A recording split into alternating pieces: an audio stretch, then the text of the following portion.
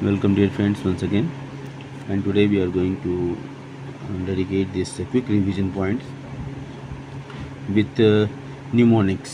तो आपको mnemonics भी मिलेगा इसमें, और ये हमने लिया है वो सवाल से। तो आज हमारा टॉपिक है गवर्नमेंट बजट एंड इकोनॉमी। ठीक है, तो आज हम गवर्नमेंट बजट के ऊपर बात करेंगे विथ न्यूमोनिक्स, क्योंकि न्यूमोनिक्स से इसको बनाने का पर्पस ये था कि जो हमारे लेट ब्लूमर्स बच्चे हैं उनको थोड़ा सा पढ़ने में इंटरेस्ट क्रिएट हो जाए। वैसे तो मैं क्लास में करते रहते हैं, लेकिन फिर भी एक कुछ अगर नया मिल जाता तो क्या अनुभद्रा कर तो यंत्र विशुद्ध let us welcome the noble thought from every side. तो आज हम स्टार्ट करते हैं बजट के ऊपर। तो let us start. Budget is a financial statement. देखिए ये बुक में थोड़ी सी अच्छाई ये लग रही है कि इसमें वैल्यू पॉइंट सब जगह इसने अंडरलाइन किया हुआ है, इसलिए ये बहुत बड़ा पर्पस था इस बुक को पढ़ने का। क्योंकि जब बच्चे कहते हैं कि मैं बहुत अच्छा एग्जाम हुआ, लिख के बहुत आया हूँ, बट वो वैल्यू पॉइंट्स नहीं लिखते हैं, तो यहाँ वैल्यू पॉइंट्स के साथ दिया हुआ। तो बजट को जब भी आप डिफाइन करेंगे तो क्या होना चाहिए बजट में? Budget is a financial statement. ठीक है, पहला पॉइंट है financial statement showing the expected receipt and expenditure. तो क्या है receipt and expenditure of the government for the coming physical और फाइनेंशियल। यहाँ पर फिजिकल और फाइनेंशियल ईयर को भी अंडरलाइन करना था, उन्होंने केवल एक ही किया है, कोई बात नहीं। तो रिसिप्ट क्या है? बजट क्या होता है? इनकम और एक्सपेंडिचर का रिकॉर्ड होता है सरकार का, जो कि फाइनेंशियल स्टेटमेंट के रूप में प्रस्तुत किया जाता है, और एक फाइनेंशियल ईयर का इसमें रिकॉर्ड होता है। ठीक है, जो कि 1 अप्रैल से 31 मार्च तक होता है। It is a constitutional requirement in India. Bharat में एक संवैधानिक आवश्यकता है, और ये आर्टिकल 112 में इसकी चर्चा की गई है। ओके, ना दूसरा पॉइंट है objectives of government budget. Government budget का ऑब्जेक्टिव क्या है? Objectives of government budget encouragement to economic development. ठीक है, इकोनॉमिक डेवलपमेंट को इससे प्रेरणा मिलती है, विकास को प्रोत्साहन मिलता है, इसलिए गवर्नमेंट बजट का एक बहुत बड़ा उद्देश्य होता है। बैलेंस्ड रीजनल डेवलपमेंट, कोई स्टेट विकास की इस प्रक्रिया में पीछे ना छूट जाए। अगर पीछे छूट रहा है then what we should do? We should provide the facilities so that they can also the part of the development story. तो बैलेंस रीजनल डेवलपमेंट में सरकार बजट के माध्यम से लोकेट करती है जो पिछड़े एरियाज़ हैं, ट्राइबल एरियाज़ हैं, इस तरह के एरियाज़ को। Redistribution of income and property. ठीक है, प्रॉपर्टी और इनकम का रिडिस्ट्रीब्यूशन किया जाता है, मतलब बजट के माध्यम से, टैक्सेशन के माध्यम से। ठीक है, तो गवर्नमेंट के बजट का एक दूसरा एक बहुत महत्वपूर्ण ऑब्जेक्टिव है इकोनॉमिक स्टेबिलिटी, आर्थिक स्थिरता को बनाए। कोविड काल में आपने देखा होगा सरकार बहुत तरह के स्कीम को ला रही थी, जनधन अकाउंट। ठीक है, और सरकार की नीतियों में तमाम तरह के बदलाव किए जा रहे थे। जैसे गवर्नमेंट ने आरबीआई के माध्यम से ईएमआई वगैरह जो होते हैं हाउस, जो लोगों की ईएमआई जो आ रहे थे, और लोगों की नौकरी नहीं थी तो उस समय में सरकार ने बहुत सारे परिवर्तन किए थे। इसके अलावा सरकार ने इकोनॉमिक स्टेबिलिटी के लिए जिसे मान लीजिए वो किया था, कोरोना काल में जो वाइन की शॉप्स थी उनको भी ओपन कर दिया गया था। तो इस तरीके से सब सरकार की जो योजनाएं हैं, अलग अलग तरह की योजनाएं हैं, तो दीज आर फ्यू एग्जांपल्स। तो बजट के माध्यम से इस तरह इंफ्रास्ट्रक्चर पर सरकार ने बहुत खर्च किया था पूरे कोरोना काल में, बहुत बड़ा इंफ्रास्ट्रक्चर का जो, और भारत इस समय इंफ्रास्ट्रक्चर मामले में रोड नेटवर्क के मामले में विश्व में दूसरे स्थान पर आ गया। तो ये सब बजट के माध्यम से सब की सारी की जाती हैं, चाहे रेल नेटवर्क हो, चाहे रोड नेटवर्क हो, चाहे ये सारी चीज़ें हमारे इकोनॉमिक स्टेबिलिटी को प्रमोट करती हैं। जनरेशन ऑफ एम्प्लॉयमेंट, बजट एक एम्प्लॉयमेंट का स्रोत भी होता है। नेक्स्ट है मैनेजमेंट ऑफ पब्लिक इंटरप्राइजेज, और जितने भी पब्लिक इंटरप्राइज हैं जो गवर्नमेंट के अंडर में हैं, जैसे Bokaro steel plant, Rourkela steel plant, इस तरह के जो रेलवे है सब, तो इसको जो मैनेजमेंट जो है पब्लिक इंटरप्राइज का बजट के माध्यम से किया जाता है। तो ये ऑब्जेक्टिव्स थे, major objectives of the budget. अब आते हैं components of government budget. Government budget के कंपोनेंट्स क्या हैं? Revenue budget, revenue receipts. ठीक है, रेवेन्यू बजट और रेवेन्यू रिसिप्ट्स दो कंपोनेंट मेजर यहाँ पर दिखाए जा रहे हैं। तो हम रेवेन्यू की बात करें, हम इसको अलग अलग तरीके से पढ़ाया जा सकता है। रेवेन्यू, रिसिप्ट और एक्सपेंडिचर, जिसे यहाँ लिखा था रिसिप्ट और एक्सपेंडिचर है। तो रिसिप्ट में क्या होता है? तो revenue receipts and capital receipts, जैसे मैं पढ़ाता हूँ। एक्सपेंडिचर में revenue expenditure and capital expenditure, मेरे पढ़ाने का तरीका है। अब देखिए रेवेन्यू बजट क्या है। ठीक है, रेवेन्यू और कैपिटल बजट दो तरीके से इसको पढ़ाया सकता है। तो रेवेन्यू के साथ एक साथ लिख दिया, रेवेन्यू रिसिप्ट और revenue expenditure, capital receipt and capital expenditure, कई तरीके से इसको पढ़ाया था। चलिए तो हम बात करते हैं कंपोनेंट्स ऑफ गवर्नमेंट बजट की। Revenue budget it shows the revenue receipt and revenue expenditure. Government का जो रेवेन्यू रिसिप्ट है और रेवेन्यू एक्सपेंडिचर है, ठीक है, उसको हम रेवेन्यू बजट का नाम देते हैं। Related to the current financial year only, ठीक है, रेवेन्यू, तो ये करेंट फाइनेंशियल ईयर का जो रेवेन्यू रिसिप्ट है और रेवेन्यू एक्सपेंडिचर है उसका जो रिकॉर्ड है, स्टेटमेंट है, वो रेवेन्यू बजट के का पार्ट बनता है। रेवेन्यू रिसिप्ट्स अब क्या है, which don't cause any reduction in assets. Receipt से जो गवर्नमेंट जैसे कैपिटल रिसिप्ट है, कैपिटल रिसिप्ट से हमारा एसेट से घटता है, ठीक है, कैपिटल रिसिप्ट से हमारा एसेट्स घटता है और लायबिलिटीज बढ़ती है। और जबकि रेवेन्यू रिसिप्ट में क्या है, इससे एसेट से दोनों चीज़ें इस पर अफेक्ट नहीं होती हैं, तो इसलिए लिखा है which don't cause any reduction in assets, ठीक है, and which don't create any corresponding liabilities, जिसमें एसेट घटता भी नहीं है और लायबिलिटीज बढ़ती भी नहीं है, तो ये क्या होता है, रेवेन्यू रिसिप्ट्स होता है, ठीक है। जैसे टैक्स है, tax is a part of revenue receipts, तो टैक्स देने से हमारा एसेट घटता नहीं है और दूसरी बात लायबिलिटीज़ नहीं है। टैक्स तो कंपल्सरी पेमेंट है for which government is not force to do something to the tax payer, ऐसा कुछ नहीं होता, लायबिलिटीज़ नहीं होती है, ठीक है। तो रेवेन्यू रिसिप्ट्स क्या है, which don't cause any reduction in assets. दूसरा पॉइंट है which don't create any corresponding liabilities to the government. Example tax receipt of the government, ये एग्जाम्पल टैक्स रिसिप्ट का ही दिया है। चलिए अब यहाँ पर टैक्स की चर्चा हुई है तो टैक्स पर भी देखेंगे, लेकिन इससे पहले हम टैक्स पर देखने से पहले हम बात कर लें कैपिटल बजट की। तो कैपिटल बजट क्या है, तो कैपिटल ये बजट का जो कंपोनेंट है, रेवेन्यू बजट, उस तरह कैपिटल बजट, रेवेन्यू रिसिप्ट्स, इस तरह कैपिटल रिसिप्ट्स, ठीक है, ये गवर्नमेंट के बजट होते हैं, के कंपोनेंट होते हैं।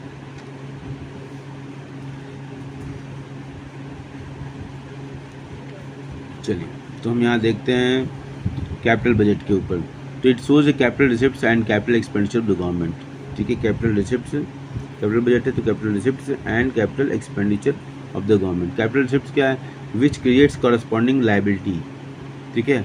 आपको रिसिप्ट होती है, आप पब्लिक बोरोइंग कर लो, एक्सटर्नल बोरोइंग कर लो, आपको पैसा तो मिलता है, लोन ले लो, तो उससे क्या होता है, लायबिलिटीज बढ़ती है for the government. Example loans bye the government, ठीक है। दूसरा क्या है, which causes reduction in assets of the government, ये एसेट्स में रिडक्शन करता है। जैसे डिसइन्वेस्टमेंट, जिसमें गवर्नमेंट अपने स्टेक्स को प्राइवेट सेक्टर को सेल आउट करती है, तो वो डिसइन्वेस्टमेंट का प्रोसेस होता है। तो डिसइन्वेस्टमेंट जब गवर्नमेंट करती है तो उसका आपका परिणाम क्या होता है, उसका परिणाम ये होता है कि सरकार का जो एसेट्स है वो घट जाता है। इसलिए यहाँ लिखा गया कि which causes reduction in assets of the government, और क्या है, which creates corresponding liability for the government.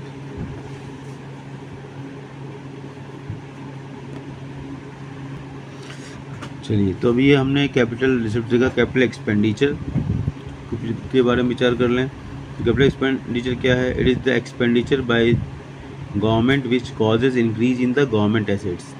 Government के एसेट्स में बढ़ोतरी करती है, जिससे हमारी सड़कें बनाती है सरकार, बिल्डिंग को बनाती है, तो गवर्नमेंट का एसेट्स बढ़ता है, ठीक है। तो कैपिटल एक्सपेंडिचर क्या है, causes increase in the government assets, causes reduction in the government liabilities. आपने लोन लिया, हमारा कैपिटल रिसिप्ट का हिस्सा था और उससे हमारी लायबिलिटीज बढ़ी थी।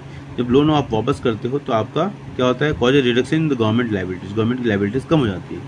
उसी बात को यहाँ लिखा गया है, it is the expenditure bye the government which causes increase in the government assets and causes reduction in the government liabilities, ठीक है। अब आते हैं रेवेन्यू एक्सपेंडिचर, एक्चुअली छूट गया था तो मैं रेवेन्यू एक्सपेंडिचर को थोड़ा सा बता दूँ आपको, और फिर हम इसके रिसिप्ट्स के, रेवेन्यू रिसिप्ट्स के कंपोनेंट को देखेंगे हम। चलिए तो आपने देखा था कि गवर्नमेंट बजट के जो कंपोनेंट है उसमें रेवेन्यू और कैपिटल, तो रेवेन्यू के में रेवेन्यू रिसिप्ट्स और revenue expenditure, capital receipts and capital expenditure ये होते हैं। अब रेवेन्यू रिसिप्ट हमने देख लिया था और कैपिटल, इधर कैपिटल रिसिप्ट्स और कैपिटल एक्सपेंडिचर भी देख लिया, केवल रेवेन्यू एक्सपेंडिचर हमारा छूट गया था, तो उसको मैं देखना चाहूँगा। रेवेन्यू एक्सपेंडिचर क्या है, it is the expenditure by government, किसके द्वारा एक्सपेंडिचर है, गवर्नमेंट के द्वारा, that is related to the current financial year, ठीक है। अब एक्सपेंडिचर देखो, अब कैपिटल एक्सपेंडिचर देखो तो ये हमारा एसेट्स क्रिएट करता है, लेकिन रेवेन्यू एक्सपेंडिचर जो है कोई एसेट्स क्रिएट नहीं करता है। कैपिटल एक्सपेंडिचर क्या आता है, causes reduction in the government liability, ठीक है, लेकिन ये हमारे किसी भी लायबिलिटीज़ को कम नहीं करता है। सो रेवेन्यू एक्सपेंडिचर क्या था, by the government that is related to the current financial, government revenue expenditure current financial year से जुड़ा होता है, ठीक है, गवर्नमेंट के द्वारा किया जाता है, और don't cause increase in the government assets, don't cause increase in the government assets, government के एसेट्स में कोई बढ़ोतरी नहीं करता है, पहला पॉइंट। दूसरा, don't cause any reduction in the government liability, ठीक है, any reduction in the government liability, तो गवर्नमेंट की लायबिलिटीज में कोई कमी नहीं करता है। तो ये दोनों बातें हमारे रेवेन्यू एक्सपेंडिचर के लिए इंपॉर्टेंट है, ठीक है। अब हम आते हैं इसके रेवेन्यू रिसिप्ट्स के कंपोनेंट के ऊपर। तो पहला टैक्स देख लीजिए, रेवेन्यू रिसिप्ट के हमारे पास साधन क्या है, टैक्स। तो टैक्स क्या है, तो taxes is a compulsory contribution, tax क्या है, taxes is a compulsory contribution by an individual, household और a firm to the government without receiving anything in return directly. Government uses these receipts for social and development work, ठीक है। Tax क्या, it is a compulsory contribution by an individual, taxes are what, compulsory contribution, मतलब जिसके ऊपर tax लगाया जाएगा उसको देना ही देना है। It is compulsory contribution by individual, household और अ फर्म, हाउस होल्ड पर भी लगाया जाता है, फर्म पर भी लगाया जाता है, बाय द गवर्नमेंट, सरकार के द्वारा, without receiving anything in return, और जिसे टैक्स लिया जाता है उसको कुछ दिया जाए ऐसा कुछ भी नहीं जरूरी है, ठीक है। जिसे हम लोग टैक्स पे करते हैं और ये टैक्स का सारा फायदा किसको मिलता है, गरीबों को मिलता है, और भी जो सरकार की योजनाएं चलती हैं, SC ST OBC जो भी हैं उनको फ़ायदा मिलता है। तो government uses these receipts for the social and developmental work. Direct taxes, when government imposes a tax on a person and it is paid by the same person, it is called direct tax, ठीक है। इसको economics की बात हम करते हैं, incidence and impact of the tax is on the same person, ठीक है। डायरेक्ट टैक्स में क्या होता है, इंसिडेंस एंड इम्पैक्ट, ठीक है, जो भी फाइनेंशियल बर्डन होता है, इंसिडेंस और उसका जिसके ऊपर लगाया था उसी के ऊपर उसका बर्डन भी होता है, he cannot or she cannot shift it, so it is a direct tax. So when government imposes a tax on a person and it is paid by the same person, it is called direct tax. It's a burden cannot be shifted to the other, for example income tax, property tax, etc. Indirect tax क्या है, it is a tax on goods and services, ठीक है, ये goods और services के ऊपर tax है।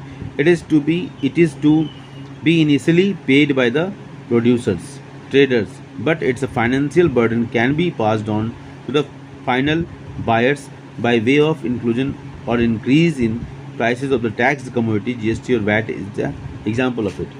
यहाँ पर क्या कहा जा रहा है कि indirect tax का incidence और impact is on the different person, जिसके ऊपर टैक्स लगाता है वो tax he or she can shift the tax and the real impact will be on the some other person, ठीक है। एग्जाम्पल GST लगाया जाता है सप्लायर के ऊपर और बर्डन किसके ऊपर पड़ता है, कंज्यूमर जो कंज्यूम करता है। सो it is a tax on goods and services, it is, पहली बात तो ये गुड्स एंड सर्विसेज के ऊपर टैक्स है।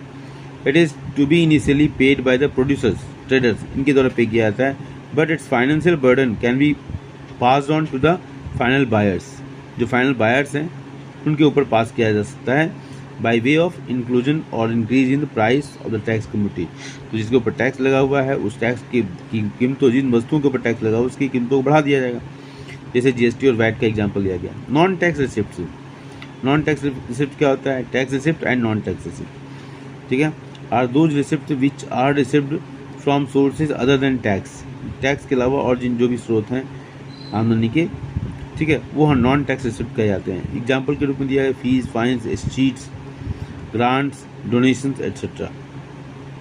अब इन सबों के एक एक चीज़ को आपको जानने की जरूरत है। रेवेन्यू एक्सपेंडिचर पहले देख चुके हैं आप, ठीक है। अब हम इसके न्यूमोनिक्स पर देखते हैं, विचार करते हैं, जो कि आपके स्क्रीन पर दिया हुआ है। न्यूमोनिक्स न्यूमोनिक्स क्या कहता है, encourage by role empower more goal, encourage by role empower more goal. E क्या है, इनकरेजमेंट टू इकोनॉमिक डेवलपमेंट, क्या क्या है, बैलेंस, रीजनल डेवलपमेंट, आर से redistribution of income and property, E से इकोनॉमिक स्टेबिलिटी, ठीक है, एम से मैनेजमेंट ऑफ पब्लिक इंटरप्राइजेस और जी से जनरेशन ऑफ एम्प्लॉयमेंट। ये तो सारी चीज़ें शामिल हो गई ऑब्जेक्टिव्स ऑफ गवर्नमेंट बजट। तो ऑब्जेक्टिव्स ऑफ गवर्नमेंट बजट को याद करने के लिए हम क्या याद रखना है, encourage by role empower more goal, encourage by role empower more goal, E for encouragement to economic development, R for balance regional development, redistribution of income and property, economic stability and management of public enterprise and generation of employment। Next concept है हमारा major to correct different डिफिसिट्स। अब जो अलग अलग डिफिसिट्स होते हैं उनको कैसे, ठीक है, मेजर किया जाता है। तो न्यूमोनिक्स उसका बनता है radio master book dancing Louis. तो R for raising government revenue, M for monetary expansion और deficit financing, borrowing from general public, M disinvestment and L lowering government expenditure. ये सारे जो है साधन हैं जो गवर्नमेंट के जो डेफिसिट्स हैं उसको रेक्टिफाई करने के लिए। अब उससे पहले कि हम देखें कि डेफिसिट, मैंने पॉइंट न्यूमोनिक्स से पढ़ लिया, अब डेफिसिट को भी समझते हैं कि डेफिसिट एक्चुअली कौन कौन से डेफिसिट किस हैं। तो अब देखिए budget deficits, it is the excess of total estimated expenditure over total receipts. आय से ज़्यादा व्यय हो जाए तो वो बजट डेफिसिट कहलाता है। कुल इनकम से कुल एक्सपेंडिचर ज़्यादा हो जाए तो बजट डेफिसिट है। रेवेन्यू डेफिसिट क्या है, revenue expenditure minus revenue receipts. Revenue expenditure ज़्यादा हो जाए और रेवेन्यू रिसिप्ट्स कम हो। फिजिकल डेफिसिट क्या है, ये सबसे इंपॉर्टेंट है, revenue expenditure plus capital expenditure minus revenue receipts plus capital receipts other than government borrowing, ठीक है, other excluding government borrowing. Government borrowing को अगर हटा दें तो रेवेन्यू एक्सपेंडिचर और कैपिटल एक्सपेंडिचर को जोड़ दें, उसमें से रेवेन्यू रिसिप्ट्स और कैपिटल रिसिप्ट्स को माइनस कर दें, तो जो आता है वो फिजिकल डेफिसिट होता है। Primary deficit, by deducting interest payment from physical deficit we get a primary deficit, ठीक है। तो primary deficit is equal to physical deficit minus interest payment, ये प्राइमरी डेफिसिट है, physical deficit minus interest payment. अब देखते हैं types of budget, budget के प्रकार कौन कौन से हैं। पहला है बैलेंस बजट, जो total expenditure is equal to total revenue, total expenditure total revenue बराबर है तो बैलेंस बजट। दूसरा है डेफिसिट बजट, तो टोटल एक्सपेंडिचर जो से टोटल रेवेन्यू ज़्यादा होता है तो डेफिसिट बजट होता है। घाटा तभी होता है जब आय कम हो और व्यय ज़्यादा हो, तो इसी बात को यहाँ लिखा गया है। अगला है सरप्लस बजट। सरप्लस बजट क्या, total anticipated expenditure total anticipated revenue, revenue ज़्यादा है और एक्सपेंडिचर कम है, तो बजट में जब रेवेन्यू जो है ज़्यादा हो जाए और एक्सपेंडिचर कम हो तो ऐसी स्थिति को सरप्लस बजट कहते हैं। और मेजर्स क्या है, to correct different deficit, raising government revenue, monetary expansion of deficit financing, borrowing from general public and deficit and disinvestment.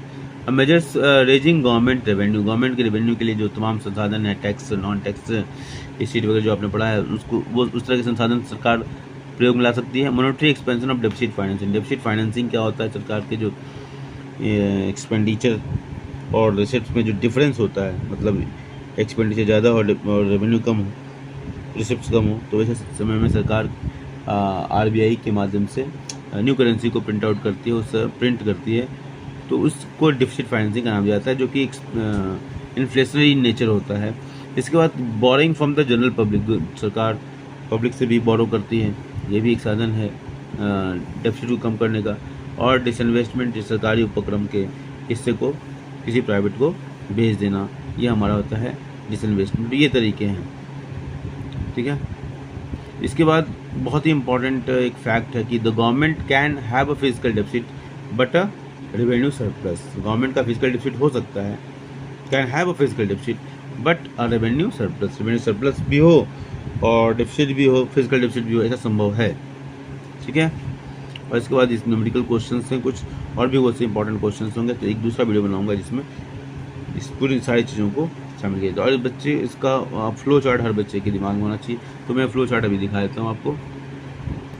सो ये जैसे गवर्नमेंट बजट के ऊपर ये फ्लो चार्ट है। आप इसमें मेजर्स टू गवर्नमेंट डेफिसिट्स कौन कौन से मेजर्स हैं, मीनिंग क्या है इसका, रेवेन्यू डेफिसिट्स कैलकुलेशन कैसे होता है रेवेन्यू डेफिसिट्स का है meaning. Physical deficit is the difference between the government total expenditure and total receipt excluding borrowing. Physical deficit calculation कैसे होता है, physical deficit total expenditure minus total receipt excluding borrowing. इसी तरह प्राइमरी डेफिसिट क्या होता है calculation, physical deficits minus interest payment primary deficit होता है। मीनिंग क्या है, primary deficit indicates borrowing requirement of the government excluding interest. अब आ जाएगी गवर्नमेंट बजट।